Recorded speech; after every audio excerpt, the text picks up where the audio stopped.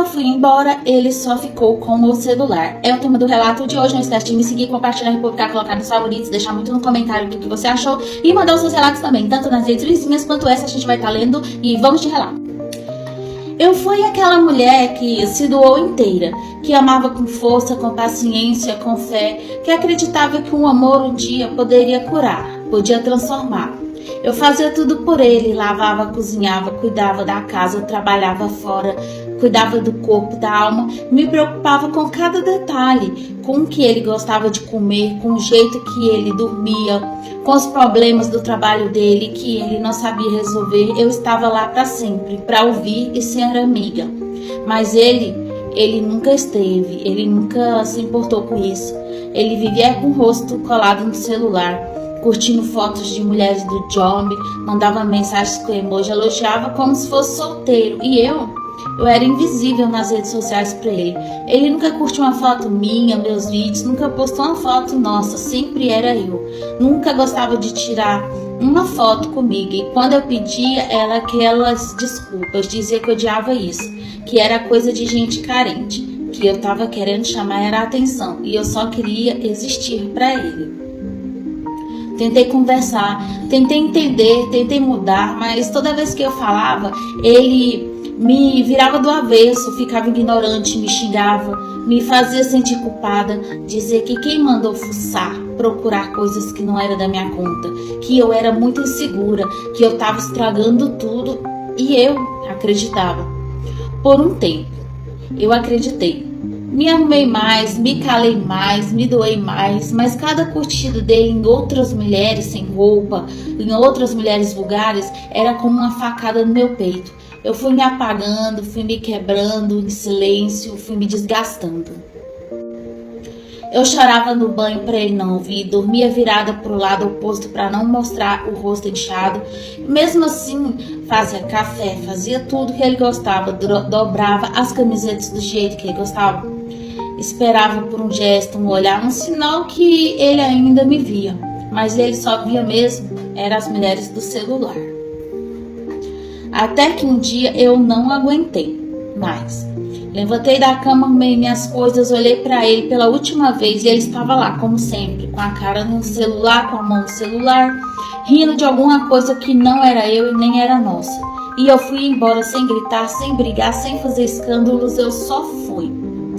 Ele nem percebeu, a casa ficou vazia, sem cheiro de café, sem risada, sem presença, e ele ficou com o que sempre escolheu acima de mim, as mulheres do celular.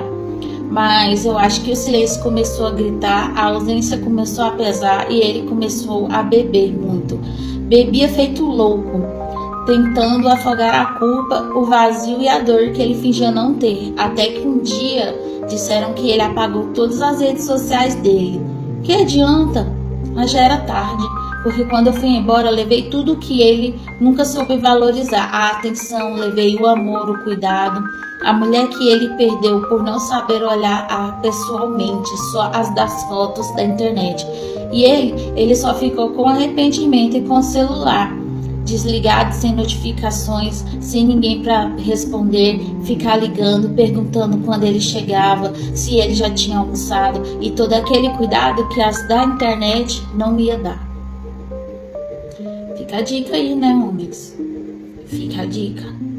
Uma hora até um amor mais puro cansa. E não é fácil. Deixa aqui nos comentários o que você achou do relato. E se já passou por isso também, me segue, curte, compartilha e republica. Deixa o like. Me apaixonei por um cantor de bar, mas foi o produtor que me fez viver o refrão da minha vida. E esse é o relato de hoje. Não esquece de me seguir, compartilhar, republicar, colocar nos favoritos, mandar aqui a sua história também e deixar aqui nos comentários o que você achou dessa. E vamos para a história. Tudo começou numa noite quente em Goiânia. Eu entrei no barzinho com as amigas e lá estava ele. Voz rouca, violão afinado, sorriso de quem sabia quem cantava. Cantava, sofrência como se tivesse vivido cada verso. E eu, burra, me apaixonei no primeiro acorde. Começamos a sair. Ele dizia que eu era sua musa, que ia compor uma música só pra mim. Mas a única coisa que ele compunha era desculpas. Sumia por dias, aparecia com cheiro de perfume que não era meu e sempre com aquele papo de tava resolvendo coisas de show. Show de mentiras, isso sim. Eu corria atrás, fazia marmita, lavava roupa, ia nos barzinhos para dar força, enquanto ele me traía nos bastidores e me dava perdidos como se eu fosse figurante da vida dele. E eu acreditava, porque quando a gente ama errado, a gente se apega até no refrão que machuca. Até que um dia, num evento de música, conheci um produtor, sério, bem sucedido, um estúdio próprio, pequeno, mas tinha um coração limpo. Ele me olhou diferente, não como plateia, mas como protagonista. Nos apaixonamos, casamos. E hoje eu viajo com ele pelo Brasil, conheço artistas de verdade, vivo uma vida que antes eu só via em letra de música. E o cantorzinho de bar, aquele cantor, continua lá, cantando para meia dúzia, tentando fama e dizendo que a música dele mais bonita foi inspirada em mim. Mas agora eu sou uma mulher que ele perdeu e ele virou só mais uma nota fora da minha melodia. Porque no final a vida me ensinou que amor não é palco, é bastidor. E quem não sabe cuidar da plateia nunca vai brilhar de verdade. De musa esquecida, mulher valorizada. Fica a dica, meninas. Coloca aqui, ó, nos comentários o que você achou do relato dela. Superou-se, não ficou pra baixo não. E ainda conseguiu um amor de verdade. Ficar sofrendo na mão de quem não quer nada com nada, né? Não deixa de mandar aqui o seu relato também. E vamos para mais um relato de hoje. Lembrando para você me seguir, compartilhar, republicar, colocar nos favoritos. Coloca aqui no comentário o que você achou da história e manda também sua história para mim. Pode ser no verdinho, no Instagram ou aqui mesmo no direct. E vamos para a história. Eu fui aquela mulher que todo mundo dizia ter a vida perfeita.